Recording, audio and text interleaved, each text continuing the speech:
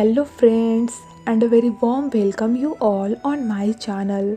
तो चलिए अब इस ब्यूटीफुल से सीरीज़ के आगे की स्टोरी पर नज़र डालते हैं। लेकिन इससे पहले अगर आपने अब तक इसके प्रीवियस एपिसोड्स को नहीं देखा हो देन आई सजेस्ट ज़रूर देख लें। उसका लिंक आपको डिस्क्रिप्शन बॉक्स में और कमेंट सेक्शन में भी मिल जाएगा। एंड फ्रेंड्स, ऐसे इंटरेस्टिंग स्टोरीज़ के लिए हमारे चैनल को सब्सक्राइब करना ना भूलें। Thank you.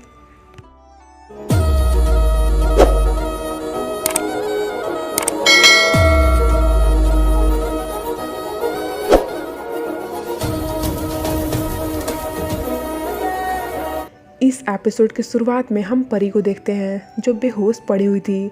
जब उसे होश आता है तो वो अपने सामने में केलोंग को देखती है। फिर टाइम देखती है तो बहुत लेट हो रहा था। कहती है मैं सैम के साथ आई थी, उसे ज़रूर मेरे ना होने से मेरे फिक्र हो रही होगी। इतने में नॉन्था वहाँ आता है। एक्चुअली ना इन दोनों ने ही मिलकर परी को गायब किया था। तो नॉन्था इसे बताता है कि डॉक्टर सैम ऑलरेडी घर जा चुके हैं, उन्हें कुछ अर्जेंट था। सो उन्होंने मुझसे कहा कि मैं तुम्हें वापस छोड़ दूँ। ये सुनकर परी को थोड़ा बुरा लगता है। लाइक वो ऐसे कैसे बीच में ही मुझे छोड़कर जा सकता है। मैं गायब हो गई थी, फिर भी उसने मुझे ढूंढना उचित नहीं समझा। इसके बाद परी वापस स्कूल आ जाने के बाद सैम को कॉल करती है। एक दो बार नहीं बल्कि बहुत बार, पर सैम उसका कॉल आंसर नहीं कर रहा था। वो तो खुद बेचारा टेंशन में था और नॉन्था की कही सारी बातें उसके दिमाग में गोल गोल घूम रही थीं। इसे डर लगने लगा था कि कहीं सच में परी अगर मेरे साथ रही तो उसकी लाइफ को कोई खतरा ना हो। इसीलिए खुद को हर्ट करता हुआ सैम परी को अवॉइड कर रहा था, जिससे दोनों को ही बहुत तकलीफ भी हो रही थी। इसके बाद नेक्स्ट मॉर्निंग परी सैम से मिलने पहुंचती है, जहां वो उससे नहीं भाग सकता था। देन परी सैम से माफ़ी मांगती है कि सॉरी मैं अपने ख्याल ठीक से नहीं रख पाई। तुमसे बोला था कि मैं अपनी अच्छे से केयर करूंगी, बट अपनी बेवकूफ़ी की वजह से तुम्हें टेंशन में डाल दिया था। एंड आई नो कि तुम उसी बात से मुझ पर गुस्सा हो, मुझसे बात नहीं कर रहे हैं। सैम कहता है नहीं, बात ये नहीं है। अब मैं कैसे समझाऊं तुम्हें? जब तुम गायब हो गई थी मैं तुम्हें लेकर बहुत पागल हुए जा रहा था। तुम्हारी सेफ्टी मेरे लिए बहुत मैटर करती है। क्या तुम मेरे साथ यहाँ मेरे घर नहीं रह सकती? चलो हम शादी कर लेते हैं। ये सुनकर कि शादी के बारे में सुनकर परी थोड़ी हैरान होती है। सैम कहता है जब तुम अकेली रहती हो मुझे हर वक्त तुम्हारी फिक्र लगी रहती है। अगर तुम मेरे साथ रहोगी तब मैं हमेशा तुम्हें प्रोटेक्ट कर सकूँगा। परी सैम को पसंद करती थी, उससे शादी भी करनी चाहती थी, पर ऐसे नहीं। सैम सिर्फ उसकी सेफ्टी को ध्यान में रखता हुआ उसे शादी के लिए प्रपोज कर रहा था, जो बात परी को बिल्कुल भी अच्छी नहीं लगती है, क्योंकि वो प्यार की वजह से शादी करना चाहती थी, ना कि किसी रिस्पॉन्सिबिलिटी की वजह से। सो सैम का प्रपोजल रिजेक्ट कर देती है और ये पागल लास्ट तक भी उससे अपनी फीलिंग्स नहीं बता पाता है। यूँ बस काफ़ी सैड सा होकर बैठा रहता है। देन आंटी ओंग कहती हैं एक तरह से अच्छा ही हुआ कि परी ने शादी के लिए हाँ नहीं किया, क्योंकि अगर वो यहाँ पर तुम्हारे साथ रहने लगती और इन फ्यूचर उसे तुम्हारे टाइगर होने का पता लगता तो शायद वो भी तुम्हें उस रूप में एक्सेप्ट नहीं कर पाती, जिससे फिर बाद में तकलीफ़ तुम्हें ही होती। इधर दूसरे साइड परी अपने फ्रेंड्स को बताती है कि आज डॉक्टर सैम ने मुझे शादी के लिए प्रपोज किया। वो मुझसे शादी करना चाहता है, इसलिए नहीं क्योंकि उससे मुझसे प्यार है, बल्कि इसलिए क्योंकि उससे मेरी सेफ्टी की फिक्र है। इसके बाद ये लोग उसे समझाती हैं कि डॉक्टर सैम बहुत अच्छे इंसान हैं।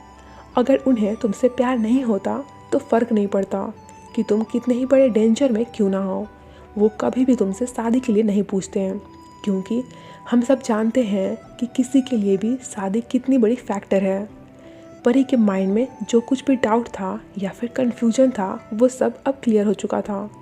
सो नेक्स्ट मॉर्निंग होता ये है कि परी सैम से मिलने पहुंचती है, जहां आंटी ओंग उसे बताती हैं कि वो घर पर है ही नहीं, अपने कैंप के लिए पेशेंट टूर पर निकला है। देन परी के पूछने पर कहती हैं इस बार उसका टूर थोड़ा लंबा है, उसे रिटर्न होने में कुछ दिन, सप्ताह या फिर महीने भी लग सकते हैं। परी ये जानकर ऑफ कोर्स थोड़ी शॉक्ड तो होगी ही, क्योंकि सैम ने उसे इस बारे में बतानी जरूरी नहीं समझी थी। सैम रास्ते में था, उसे परी का कॉल आता रहता है पर वो आंसर नहीं कर रहा था, जानबूझकर उसके कॉल को इग्नोर कर रहा था, जिससे परी थोड़ी परेशान सी हो जाती है।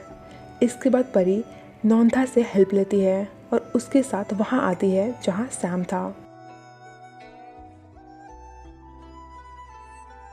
कहती है मैं तुम्हारा ज़्यादा टाइम नहीं लूँगी, बस थोड़ी देर। फिर दोनों साइड पर जाकर बातें करते हैं। परी उससे ये बताती हुई बहुत खुश लग रही थी कि मैं तुमसे शादी करने के लिए रेडी हूँ। कल जब तुमने अचानक से मेरी सेफ्टी को लेकर शादी के लिए पूछा तो उससे मैं बस थोड़ी सी हैरान हो गई थी, लेकिन अब अच्छे से समझ सकती हूँ कि प्यार ही तो वो रीज़न है जिस वजह से तुम्हें मेरी हर वक्त इतनी फिक्र लगी रहती है ना? मैं सच बोल रही हूँ ना? तुम मुझसे प्यार करते हो ना? अब बारी थी सैम की। कहता है मुझे नहीं लगता कि हम दोनों एक दूसरे को थोड़ा भी समझते हैं। अगर तुम वास्तव में मेरे बारे में जान जाओगी तो फिर मुझसे प्यार नहीं कर पाओगी और उसी दिन से हेट करना स्टार्ट कर दोगी। आई थिंक कि हमें शादी नहीं करनी चाहिए। ये सुनकर आप खुद ही सोच सकते होंगे कि परी की क्या हाल हो रही होगी।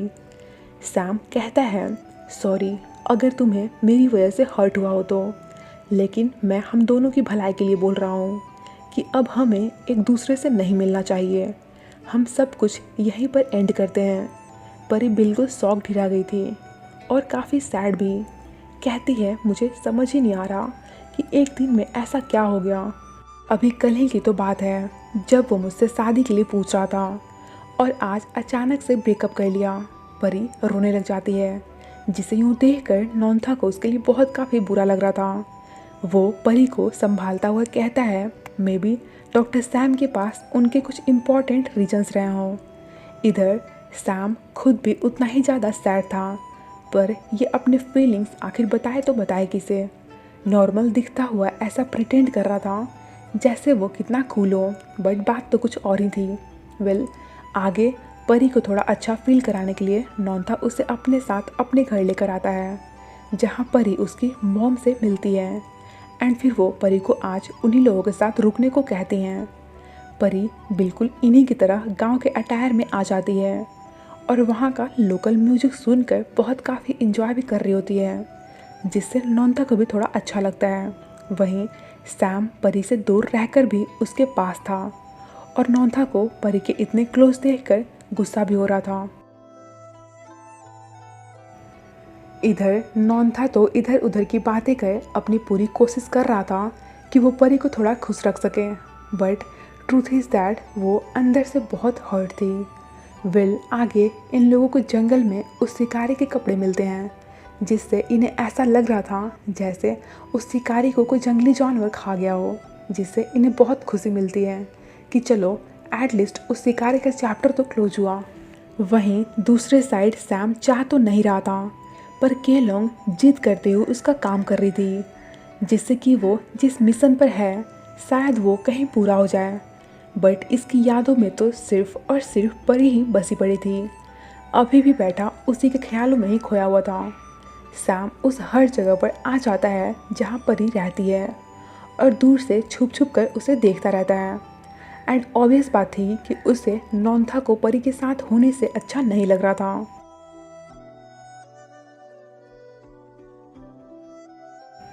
इसके बाद नॉन्था अपनी मॉम से कहता है पहले मैं बहुत गुस्सा था कि टाइगर किंग स्पिरिट मेरी बॉडी में ना आकर सैम के बॉडी में चली गई थी। टाइगर किंग होना एक ड्यूटी है और साथ ही एक कर्ज भी। मुझे डॉक्टर सैम के लिए बहुत बुरा लगता है। उसे टाइगर किंग होने की वजह से काफ़ी कुछ सेक्रीफाइस करना पड़ रहा है। इनफैक्ट ही वो तो उस लड़की के साथ भी नहीं रह सकता जिससे इतना प्यार करता है। आज मैं अपने आप को बहुत लकी मानता हूँ कि एटलीस्ट मैं एक टाइगर किंग नहीं हूँ, मेरे पास चांस है। वेल आगे डॉक्टर अचरा कहती है कि जंगल में कैमराज लगाएं 3-4 दिन हो गए हैं, पर अब तक मुझे टाइगर के वहाँ होने का कोई एविडेंस नहीं मिला है। इस पर ऑफिसर सैक कहते हैं मैंने ऑलरेडी तुम्हें बताया था ना कि इस जंगल का टाइगर उसी दिन बाहर निकलता है जिस दिन रेड मून नाइट हो। अचरा कहती है कि आप बच्चों जैसी बहकी बहकी बातें कर रहे हो, ऐसा भी कहीं होता है क्या? ऑफिसर कहते हैं it's completely up to you, मानना है मानो, नहीं मानना मत मानो। अचरा तो बिल्कुल ही कंफ्यूज्ड लग रही थी। नेक्स्ट सीन में नौंथा परी से बातों ही बातों में अपनी फीलिंग्स बता देता है। कहता है मैं सिर्फ तुम्हें अपनी फ्रेंड या फिर कलीग नहीं मानता हूँ, उससे कहीं बढ़कर मानता हूँ। परी बिल्कुल फ्रीज हो गई थी कि अब वो कैसे रिएक्ट करें। सो कहती है मैं आगे कुछ भी स्टार्ट करने से पहले खुद को थोड़ा टाइम देना चाहती हूँ। नौंथा उसे समझता था, सो कहता है मुझे कोई जल्दी नहीं है, मैं तो सिर्फ तुम्हें अपनी फीलिंग्स बताना चाहता था। सैम यहाँ पर भी उन्हें दूर से ही देख रहा था और बहुत सैड लग रहा था। इधर इन लोगों को जंगल में घूमते घूमते अचानक से कहीं से स्मेल आता देख बाद में फिर जब चेक करते हैं तो वहाँ किसी की बॉडी दफनाई हुई दिखती है, जिसे देखकर तो फिर हल्ला ही मच जाता है। बॉडी चेक करने के बाद ये लोग गेस करते हैं कि ऑलमोस्ट 1 महीने पहले उसकी डेथ हुई होगी। बॉडी का एक हाथ गायब था, जिससे इन्हें लगता है जैसे वो टीचर फोन की बॉडी रही हो। फिर आसपास सर्च करने पर अचरा को वहीं पास में एक च्युइंगम फेंका हुआ मिलता है। ये सोचते हैं कोई अपने मर्डर होते टाइम च्युइंगम थोड़ी ना खाएगा, सो मे बी ये उस इंसान का हो जिसने टीचर फोन की जान ली हो। ये पॉसिबिलिटी थी। अचरा कहती है हम डीएनए या फिर फिंगरप्रिंट से उस मर्डरर का पता लगा सकते हैं। ऑफिसर कहते हैं अरे वाह, तुम तो बहुत स्मार्ट हो। इस पर अचरा कहती है इसमें भी कोई डाउट है क्या? इसके बाद सैम को पता लगता है कि टीचर फोन की बॉडी मिल गई है। सो फिर ये केलोंग से कहता है सारा सामान पैक कर लो, हम वापस घर जा रहे हैं। वेल आगे परी सैम को देखकर उसके पीछे आती है। उसे बिल्कुल होश ही नहीं था कि वो कहाँ है, लेकिन सैम उसे एंड मोमेंट पर अपने टाइगर वाली स्पीड में आकर कुछ भी बुरा होने से बचा लेता है। परी तो बिल्कुल डर ही गई थी।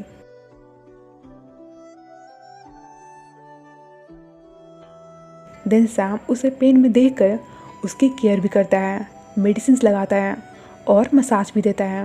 परी उससे बात करना चाह रही थी, बट सैम ये कहता हुआ कि तुम अपना अच्छे से ख्याल रखा करो, वहाँ से चला जाता है और बेचारी परी उसे यूँ देखती ही रह जाती है। इसके बाद सैम वापस घर आता है तो उसे इतना सैड देखकर आंटी ओंग उससे पूछती हैं कि क्या हुआ, तुम इतने सैड क्यों लग रहे हो? सैम कहता है आज मैं परी से मिला था। आपको याद है आफी ने मुझसे बोला था कि जब हम किसी चीज़ से भाग नहीं सकते हैं तो उससे एक्सेप्ट कर लेनी चाहिए। इसके बाद हमें दिखाते हैं कि जब सैम पहली बार टाइगर बना था और उसे गोली लगी थी तो बहुत काफ़ी डरा हुआ था, रो रहा था, गिड़गिड़ा रहा था कि मेरे अंदर से इस टाइगर किंग के स्पिरिट को निकाल दो, मैं एक नॉर्मल इंसान की तरह अपनी लाइफ नॉर्मल तरीके से जीना चाहता हूँ। तब आंटी ओंग उसे समझाते हुए कहती हैं कि एक टाइगर किंग को छोटी मोटी बंदूक की गोली या फिर चाकू कुछ भी हर्ट नहीं कर सकता है, वो अपने जख्मों को बहुत जल्द और खुद ही ठीक कर सकता है। एंड ये पॉसिबल नहीं है कि हम तुम्हारे अंदर से इस स्पिरिट को बाहर निकाल सकें। अब ना चाहते हुए भी तुम्हें इस सच्चाई को एक्सेप्ट करनी ही होगी, तुम इससे भाग नहीं सकते हो। वही आज सैम इन्हें याद दिला रहा था। इधर चीफ को पता लग जाता है कि पुलिस को टीचर फोन के मर्डर के पीछे एविडेंस मिल गया है। तो जिस आदमी का ये काम था वही च्युइंगम मैन, उसे चीफ अपने इशारों से मारने का ऑर्डर दे देता है, जिससे बाद में फिर बड़े ही आराम से ये आदमी मार भी देता है। वेल आगे परी कुछ गांव वालों को बात करते सुनती है।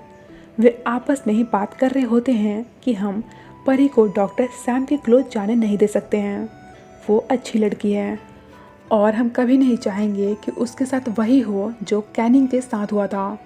उसकी सेफ्टी के लिए बेटर यही होगा कि वो डॉक्टर सैम से दूर ही रहे, इससे वो एटलीस्ट सेफ तो रहेगी। ये सुनकर परी बहुत शॉक्ड हो जाती है। इफ़ इन केस अगर आप भूल गए हो तो मैं बता दूं आपको, कैनिंग वही है जो अपने टाइगर हीरो कि सैम की फर्स्ट गर्लफ्रेंड थी और जिसका डेथ हो गया था। तो ये सब जानने के बाद परी बहुत शॉक्ड थी। इसके बाद सीधे वो नौंथा के पास आती है एंड उससे ये सब बताती हुई क्वेश्चंस करने लग जाती है। पूछती है कि आखिर कैनिंग के साथ ऐसा क्या हुआ था और मैं सैम से प्यार क्यों नहीं कर सकती। हम साथ क्यों नहीं हो सकते हैं। नॉन्था तो खुद उससे ये सब सुनकर काफ़ी हैरान था।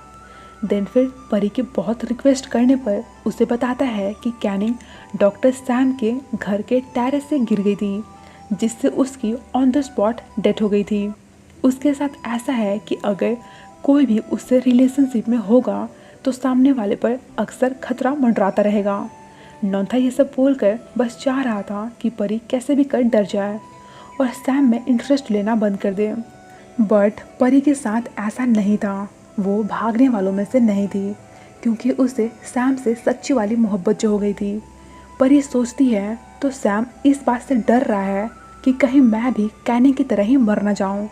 सिर्फ इसीलिए मेरी सेफ्टी को ध्यान में रखते हुए उसने मुझसे ब्रेकअप की। क्या रीज़न यही है या फिर बात कुछ और ही है। परी बहुत क्यूरियस लग रही थी एंड इसने ठान लिया था कि अब कुछ भी हो जाए मैं रियलिटी पता लगा कर ही रहूँगी। कुछ ना कुछ करके मुझे सच्चाई का पता तो लगाना ही होगा कि आखिर वो क्या रीज़न है जिस वजह से सैम मेरे साथ नहीं रह सकता है। इनफैक्ट कि हम दोनों ही एक दूसरे के साथ नहीं रह सकते हैं। मुझे कैसे भी कर इसके पीछे का असली रीज़न तो फाइंड आउट करना ही होगा। तो चलिए आज के इस एपिसोड को यहीं पर ही एंड करते हैं। इसके आगे की स्टोरी और भी ज़्यादा इंटरेस्टिंग होने वाली है, क्योंकि परी अब क्यूरियस हो गई है। सो बहुत सारी चीज़ें हैं जिसे ये फाइंड आउट करने की कोशिश करेगी। मीनवाइल इसे काफ़ी कुछ पता भी चलेगा। शायद नेक्स्ट पार्ट में परी ये भी जान जाए कि अपना हीरो एक टाइगर किंग है। तो आप नेक्स्ट पार्ट को देखना बिल्कुल भी मिस मत करना। तो इसका नेक्स्ट पार्ट में मैं बहुत जल्दी आप लोगों के साथ शेयर करने का ट्राई करूँगी। Till then, stay connected and thank you so much for watching my explanation. Take care. Bye.